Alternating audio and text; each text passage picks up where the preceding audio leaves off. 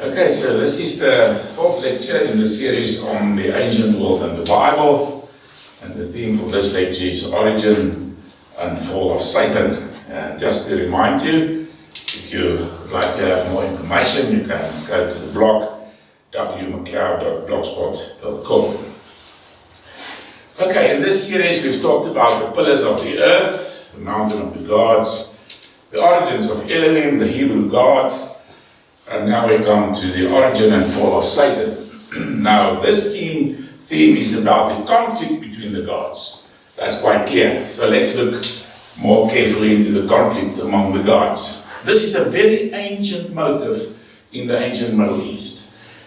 In the oldest known list of gods from Sumer, from about 2500 BC, two groups of gods are distinguished.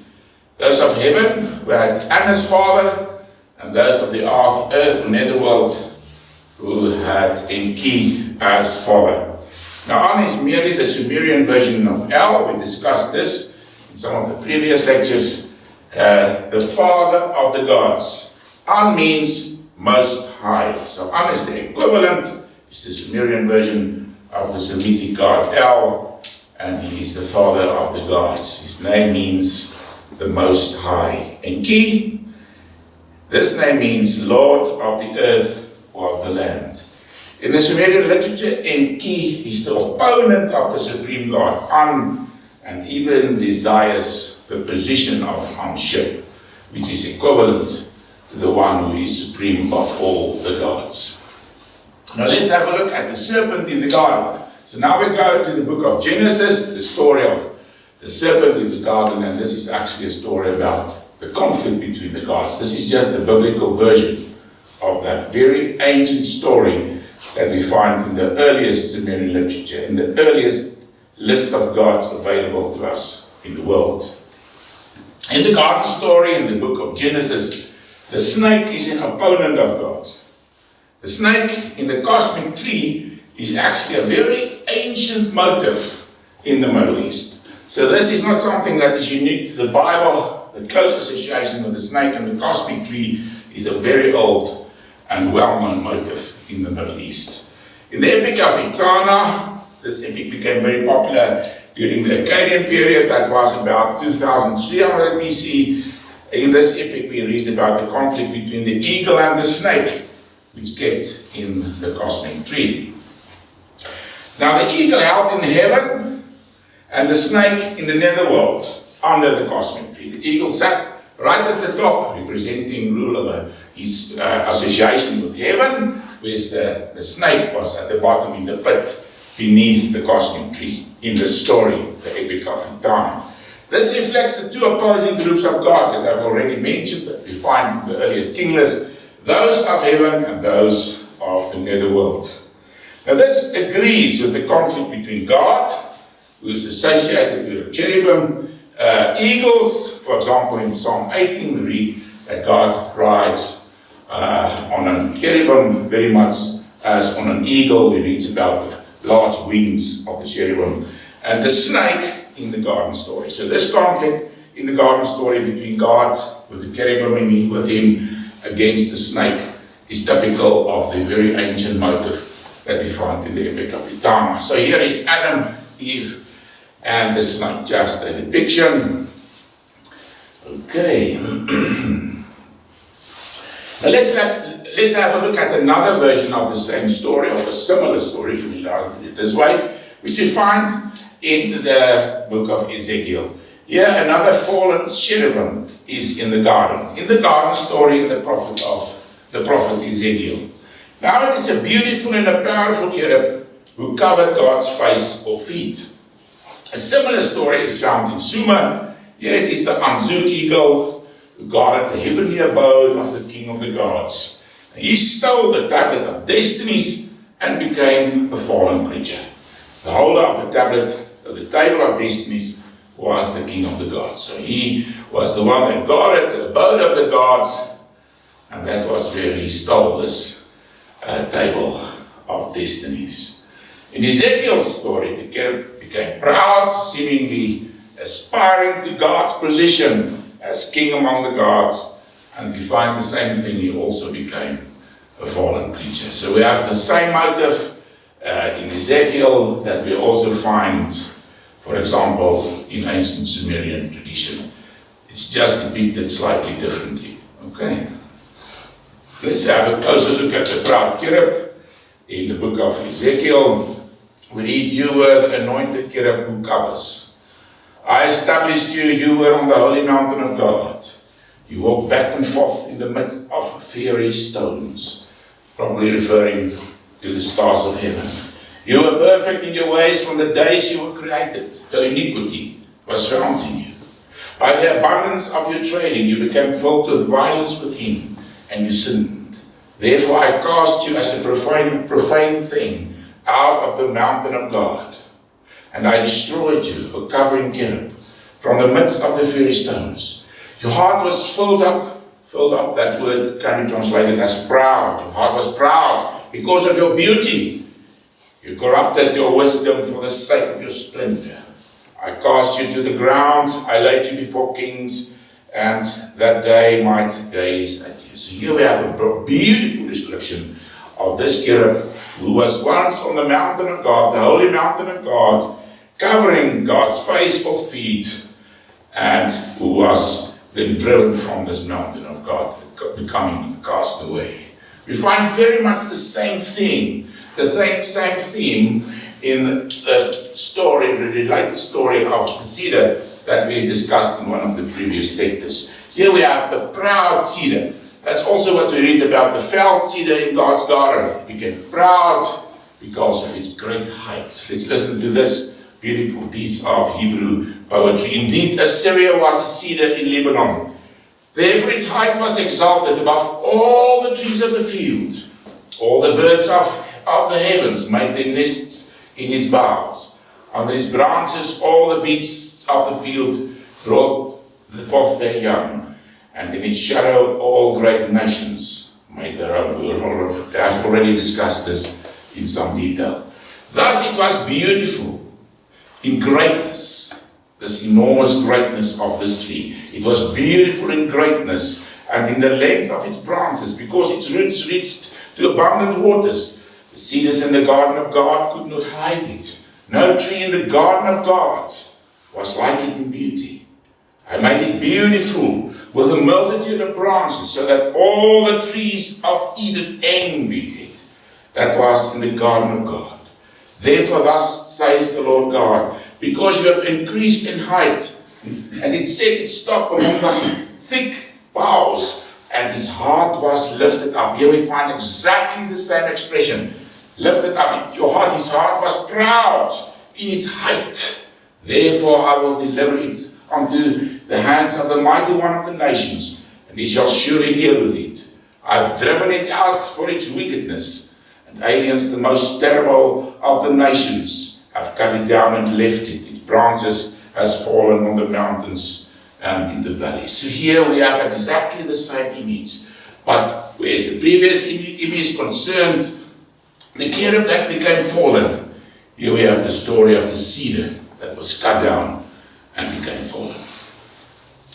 Now both these images reflects the story about the fallen polar star.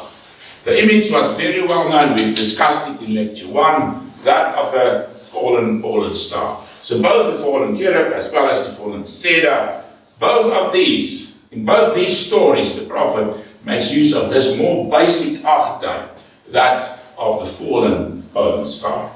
In the image of the polar star Tuban, that was the polar star in about 2800 BC, which fell from its high position when the cosmic axis slowly moved from there in accordance with the precession of the poles. So slowly but steadily, the cosmic axis moved away from the polar star, and the ancients envisioned that as the moment when the polar star fell.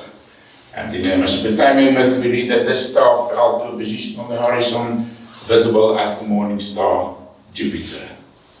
The cherub elevated himself, but will fall in exactly the same way. So what we find here is that in exactly the same way that the polar star was once the most beautiful of all stars, in exactly that same way That the world cosmic axis, the world axis, which is just another version of the polar star, was uplifted in its greatness, its beauty, but was cut down because that star, as we've seen, fell from its high position. In that same way, this cherubim that guards the abode of God, will fall from its high position. Now we find the same theme also in the starry heavens. Now let's look at the Draco constellation. The image of the celestial cherub agrees with that of the Draco constellation. In fact, it can be shown that the Draco constellation has its origin in this cherub that sits in the top of the cosmic tree. It's outstretched over the northern polar region on the mountain of God. The polar star Tuban lies in its tail. The exact same image is also found. Draco is aspiring to the highest position among the stars. We've seen the polar star is the highest position among the stars. So it's in the tail.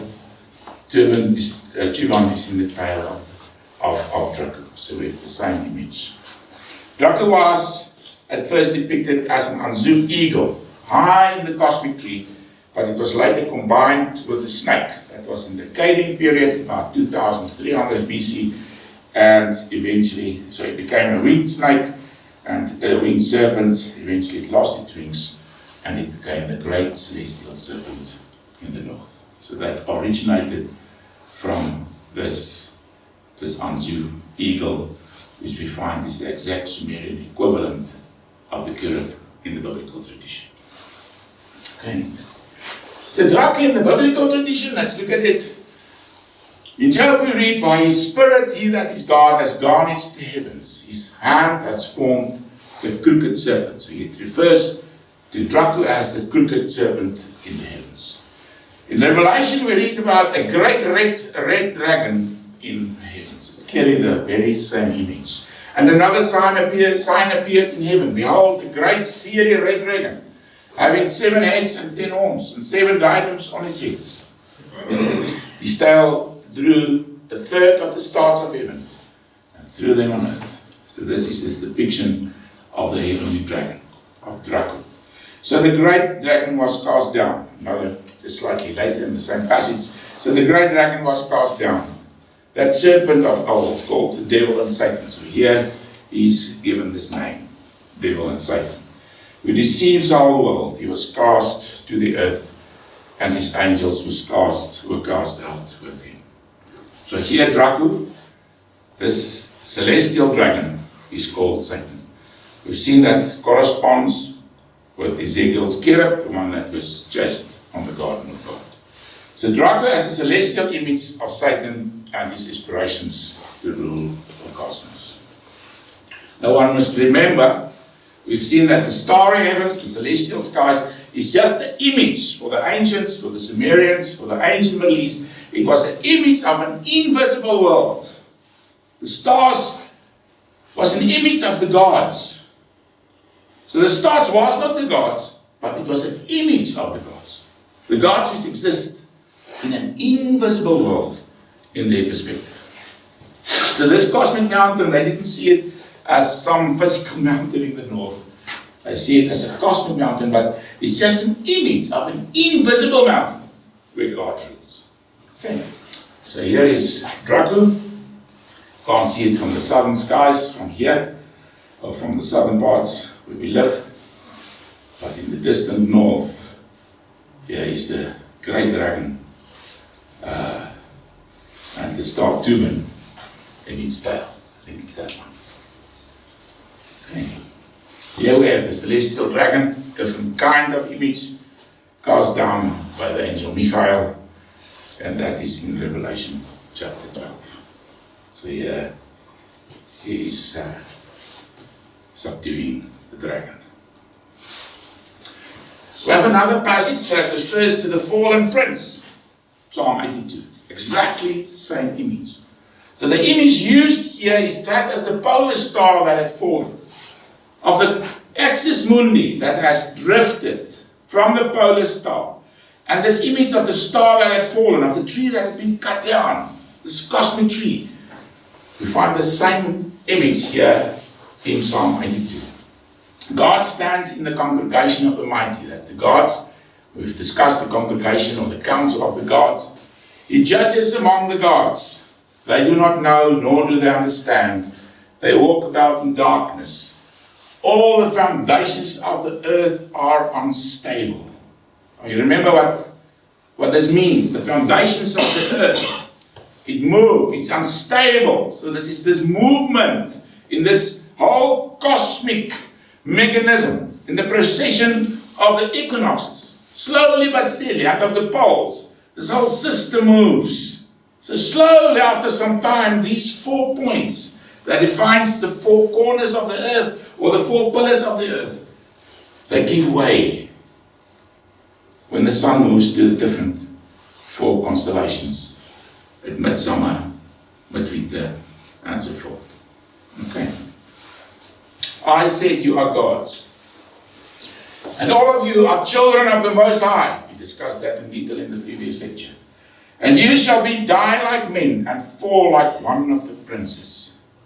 This one of the princes which fell, the shining one that fell, it refers to the polar star and how the polar star fell. And this is the image that's used as the basis to understand the story of the fall of this cherubim, like the biblical tradition. Lucifer's fall is described in the image of the fall of the polar star. It's not the same thing, but it's described in that image. So this is the celestial image. This is the cosmic image. This is the ancient perspective. This is the eye.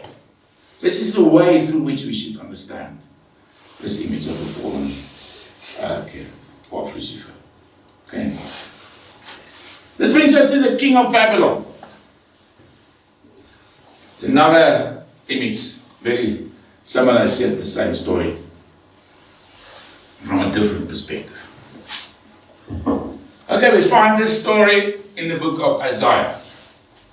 So here it's referred to as the king of Babylon, which exalted himself in his heart. He wanted to place himself above the stars of God. We saw that's the polar stars in the polar region. The gods in the divine council on the Mount of Congregation in the north. He wanted to be king of the gods on the mountain of God. And we read he will be chased from there and fell into hell. Exactly the same image that we find in Ezekiel. Again, the image of the fallen polar star. Okay, let's read this beautiful passage. Such a beautiful poetry. From heaven to hell. How you are fallen from heaven, O Lucifer, or day star, son of the morning. How you are cut down to the ground, you who weakened the nations.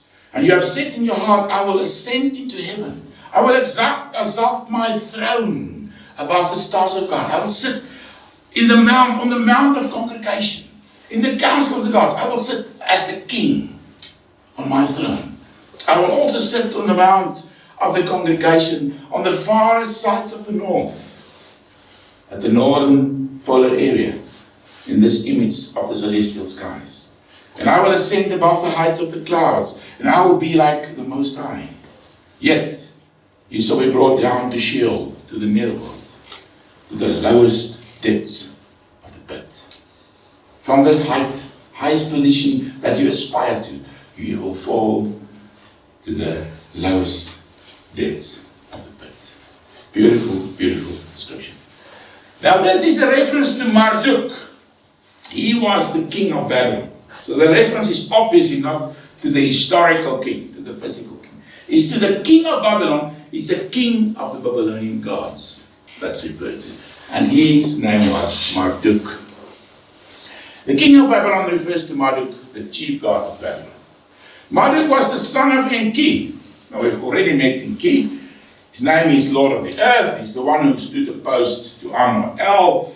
So this ancient conflict between the gods that we meet in the most ancient layer of tradition, that we find in the oldest list of gods. There's 2 lists opposing each other. That we find in this image, in the epic of Etana, of the snake and the eagle, in the cosmic tree, standing opposed to each other. Here we have the same, but now in a different context. Now it's Marduk, the son of Enki. According to Marduk's mythology, he led a rebellion in the council of the gods and rose to kingship over the Babylonian gods. In the Enuma Elish story is told how Marduk wanted to be the king of the gods, and this is this mighty conflict, and he told the younger gods he will lead them, and if he succeeds and he wins the war, he will become king of the gods. And then he became the king of the Babylonian gods. This is clearly what the prophet Isaiah refers to, the one among the gods who raised himself to become king of the gods in the council of the gods. See, this is exactly the image that we find in Isaiah. This is what he refers to. Even though Marduk exalted himself in this way, he will eventually fall and be judged, as we've also read in Psalm 82. The prince, just like the prince, the fallen prince, you will fall. The same image we find in the Canaanite tradition in the form of Baal. The Baal shares exactly the same mythology. We've previously seen that El was, in the early Sumerian times, they, for example, substituted the word El or El for En, Lord. And Baal just means Lord. Marduk was also often referred to as Lord. That's what it means. The Canaanite equivalent of the Babylonian god Marduk was the god Baal. They shared the same characteristics, the weather god, and exactly the same mythology, this conflict between the gods, this great war, Marduk or Baal becoming king of the gods, same story. Namely as the adversary in the council of the gods. In the Ugarit texts, it's about 1400 BC, Baal, for example, is depicted as spitting in disrespect in the council. We read about the council of the gods, and Baal, in rebellion against El, the father of the gods, he spit in the council. He's disgusted. It's quite a depiction in the text. When he disagreed with the decision taken by El, the father of the gods. He's the opponent in the council. He's the adversary. Eventually Baal led the rebellion in the council, and Baal became king on his own mountain. That was Mount Sapan. That also means north. So that was also an earthly version of the celestial mountain, also called Hazi. It's near Ugarit, just to the north. It's the Syrian coast, just to the north of Lebanon. That's where this is located.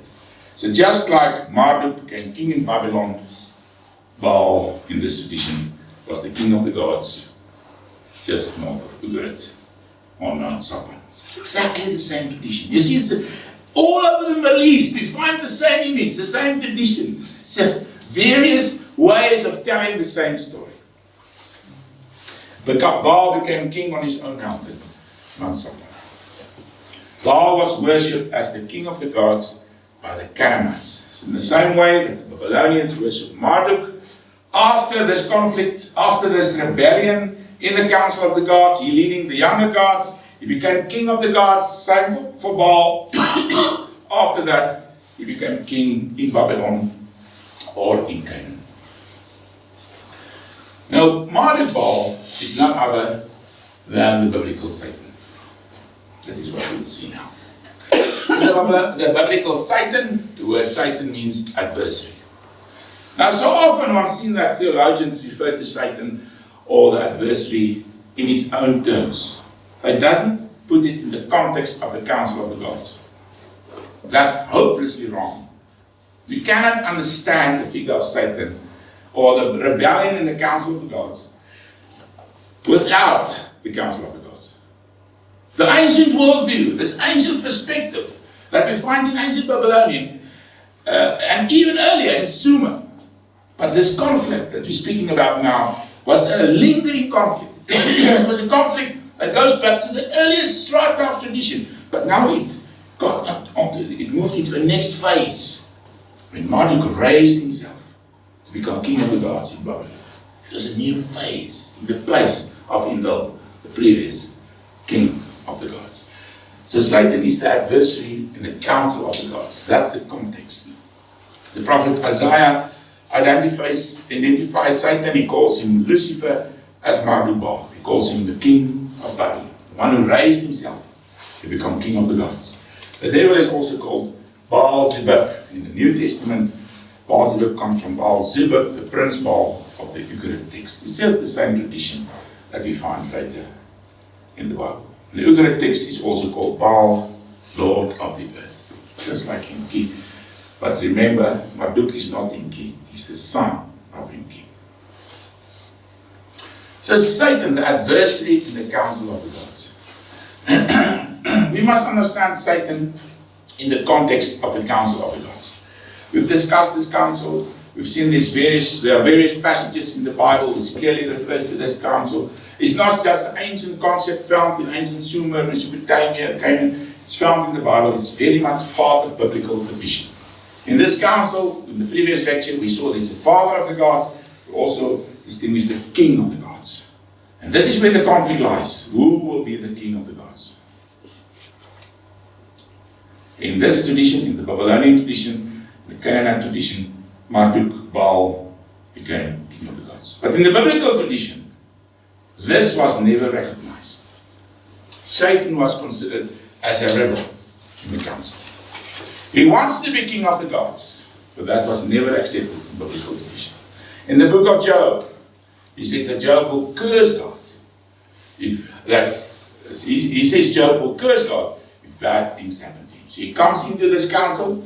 We read in the beginning in Job 1 and also in Job 2, where Satan comes to the council and they say, well, Job serves you, but take everything away. Take everything away. First all his wealth, then let illness, all these things come across him. And let's see whether he still serves God. And Satan says, he will curse God. If you take his wealth and his health away, he will curse God.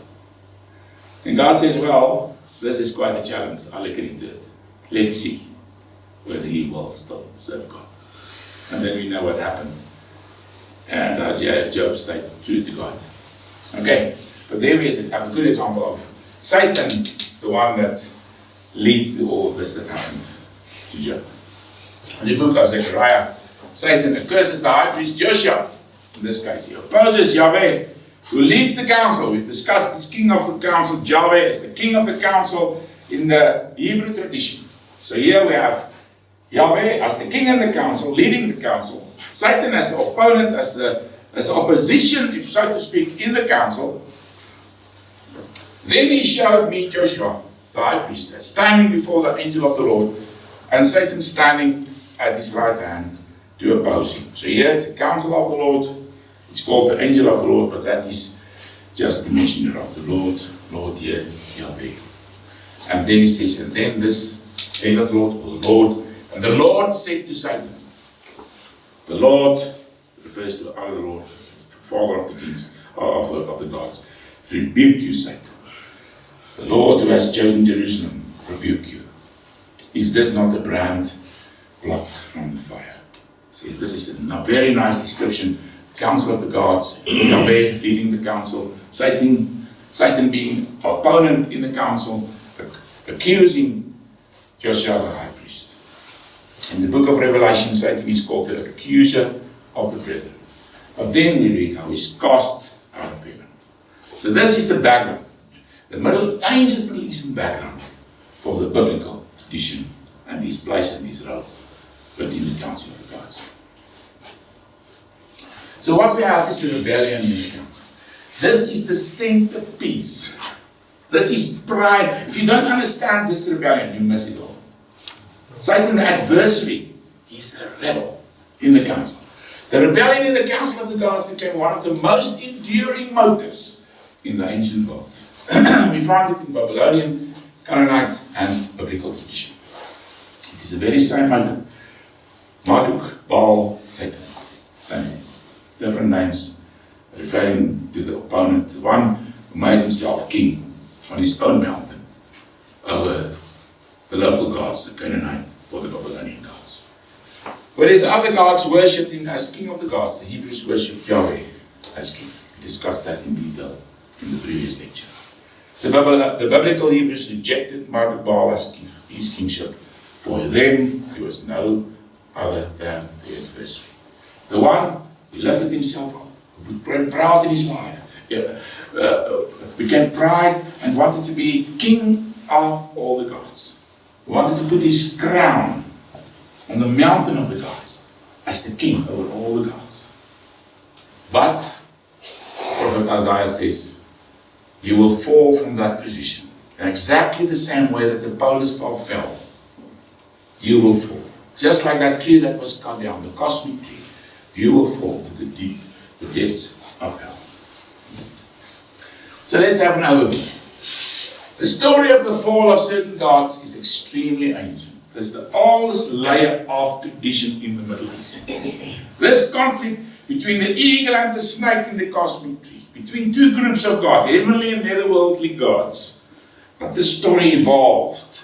And in the time about 1800 BC, what happened was that Marduk was raised. The son of Enki was raised to the king of the gods. It was a totally new development in the story. And he became, in the biblical tradition, the adversary in the gods, the adversary in the council of the gods. The biblical motive God versus the serpent in the book of Genesis is very, very ancient. It goes back to the Epic of Etana, about 2300 BC. Anu or El is the most ancient father of the gods in the council of the gods. He was opposed in opposition to Enki, the lord of the earth, the ruler of the netherworld.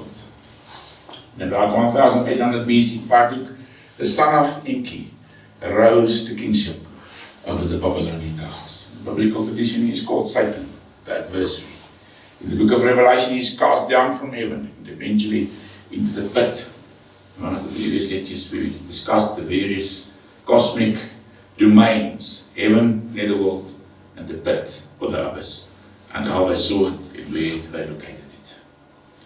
This is an eternal conflict. It's a story throughout history.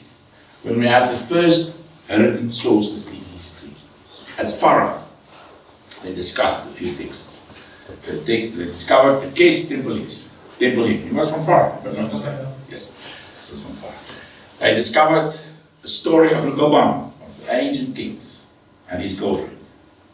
They discovered this list of kings.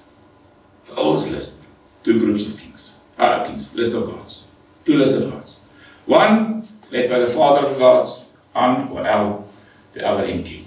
Conflict of the gods. 200 years later, in the Epic of Etana, we find this conflict. The eagle versus the snake in the cosmic tree. Later in the biblical tradition, right in the beginning of the book of Genesis, we find this very same story. God versus the snake. God with the eagles or the cherubim against the snake. And this is not just a story that is historical, going back to the most distant tradition beyond the earliest writings. The story evolved. And about 1800, there was dramatic changes in the ancient world. Things that I wrote about elsewhere, for example, on my blog, and then a new book I'm busy with. But here, we don't go into that detail. And what happened then was Elul, a name which originates from the duplication of El, which we followed, and in the previous lecture we saw that he was in biblical tradition, he was called El Shaddai, God Almighty. He became the king. The Hebrews still served him as the king of the gods. But the Babylonians said no, we have another God. Canaanites followed in their steps. Marduk was raised to become king of their gods. Also called Baal. But in biblical tradition, he was called Satan, the adversary in the council. And the whole story of the biblical tradition and the further development into the New Testament is how God, the Father of the gods, for example, in Daniel, the Ancient of Days, sitting on his throne, and another one coming, sitting next to him, standing next to him, the Son of Man. And then we read how he will eventually become king of all the gods, of all the earth. So this is a long, progressing, evolving story throughout history. An eternal conflict as the story of the gods. In the context of the ancient worldview, you can't understand the story if you don't understand the council of the gods, the mountain of the gods, and the cosmic world, and mix all these things up. Okay, so this brings our story to an end. Next time, we can look at another aspect of the story.